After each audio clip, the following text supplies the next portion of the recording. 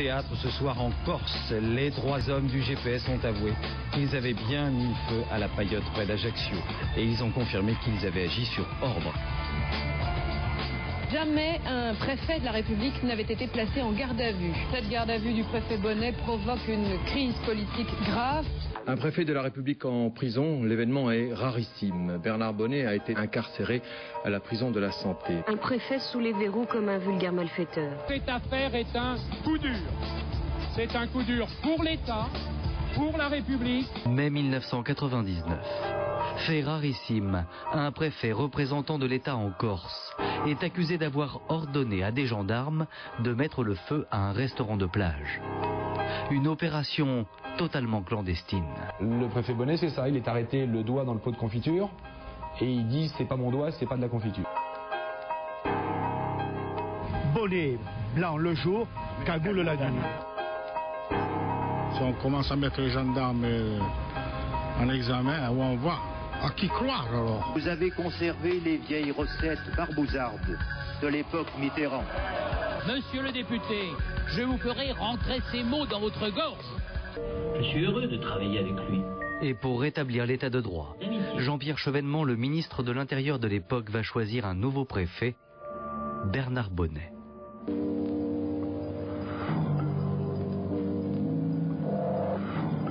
C'est l'homme qu'il faut à l'endroit où il faut. Le 13 février 1998, Bernard Bonnet pose le pied en Corse.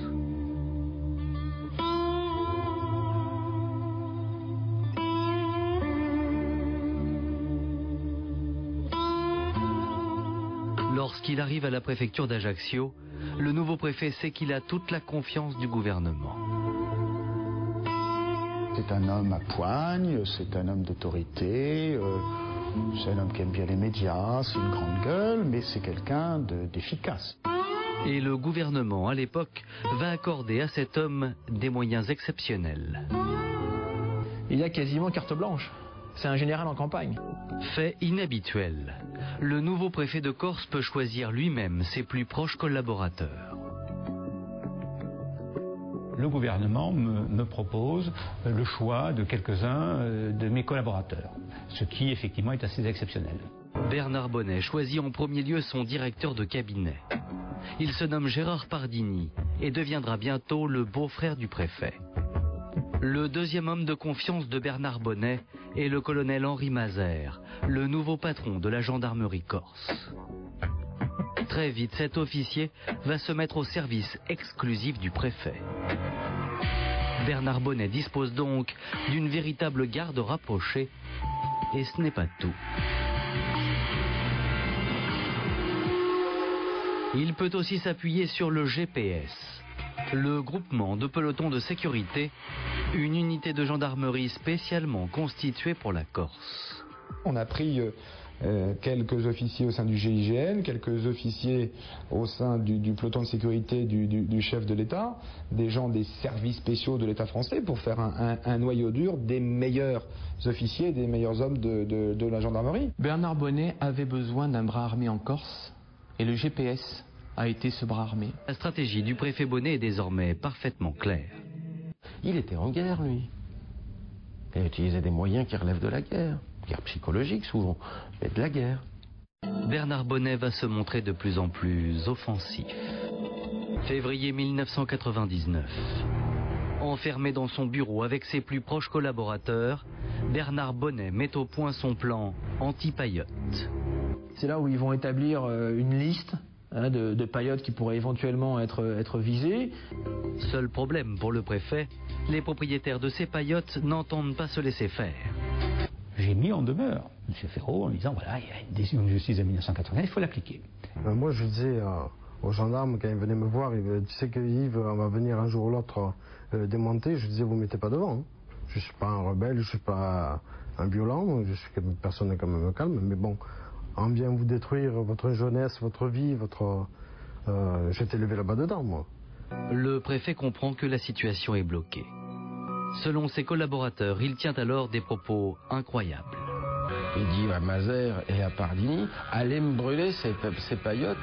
Et le 7 mars 1999, c'est un événement sans lien avec les paillotes qui va provoquer un premier dérapage. Pour le premier tour des élections territoriales, il y a eu une forte abstention, une poussée nationaliste. À l'évidence, une partie des électeurs sanctionne la politique menée par le préfet Bernard Bonnet.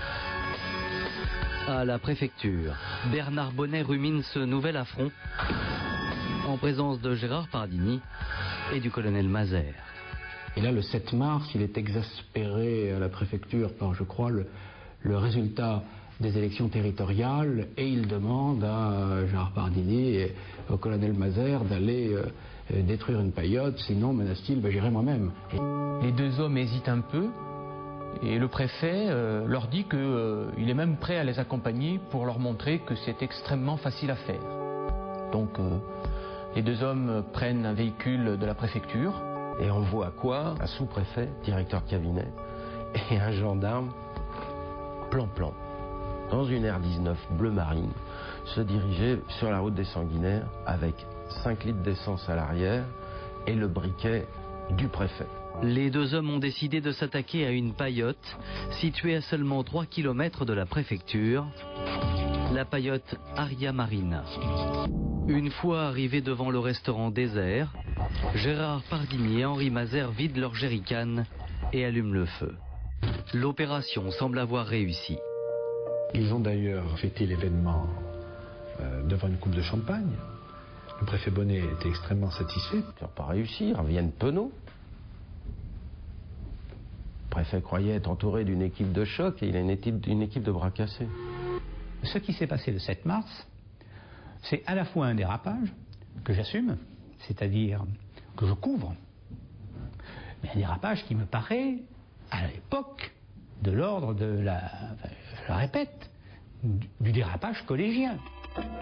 Cet incendie d'une paillote passe totalement inaperçu. Il ne fait l'objet que de quelques lignes dans le journal local. Pour autant, Bernard Bonnet ne désarme pas. Dorénavant, sur le dossier des paillotes, le préfet peut encore compter sur le soutien du gouvernement. Lors d'une réunion à Paris, le directeur de cabinet de Lionel Jospin, Olivier Schrammeck, va même lui offrir des moyens militaires pour détruire légalement les paillotes. Le 9 avril 1999, un impressionnant convoi militaire cerne une plage du golfe d'Ajaccio. Des camions, il y a des pelles mécaniques, des tractopelles. Quand même chez les fous. Pour détruire un restaurant de plage, il fallait des blindés, des gendarmes habillés en commando. Ce jour-là, 2 paillotes doivent être détruites. Celle d'Émile Carta et celle de Jean-Marc Gaggioli. Seulement un événement imprévu va contrarier le plan du préfet. L'un des exploitants s'est en effet barricadé avec ses enfants et alerte son collègue, Yves Ferraud. Le téléphone me dit, Yves, il y a le génie qui vient pour démonter. Je dis, c'est pas possible. Il me dit, oui, je suis enfermé dans l'établissement. Je dis, bon, Jean-Marc, je descends. Sur place, les paillotiers sont rejoints par 2 adversaires du préfet Bonnet, le nationaliste Paul Quastana et le président de l'Assemblée de Corse, José Rossi.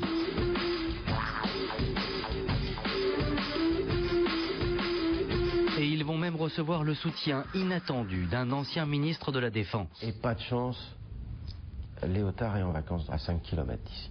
C'est scandaleux, c'est scandaleux, c'est honteux. Si vous voulez fabriquer des nationalistes, il n'y a qu'à continuer comme ça. Yves Ferraud a alors une idée pour faire plier le préfet. Avec le président des pêcheurs, Gérard Romit, on a discuté. J'ai dit, Gérard, il n'y a qu'une solution pour pouvoir nous en sortir. Il faudrait qu'on arrive à faire bloquer les bateaux. Et là, ça devient très grave. Les ports de l'île sont bloqués. Bernard Bonnet doit donc interrompre l'opération de destruction des paillotes. Et là, il est obligé de mettre un genou à terre, il est obligé de reculer, il est confronté à la réalité corse. Il se rend compte que, en Corse, souvent, tout est différent. Une négociation s'ouvre alors à la préfecture et dans la soirée, un accord est conclu. Quel est le teneur de cet accord? les 8 propriétaires de paillotes, dont le propriétaire de la paillote chez Francis, Yves Ferraud, acceptent de démonter leurs établissements à la fin de la saison estivale, c'est-à-dire à la fin du mois d'octobre.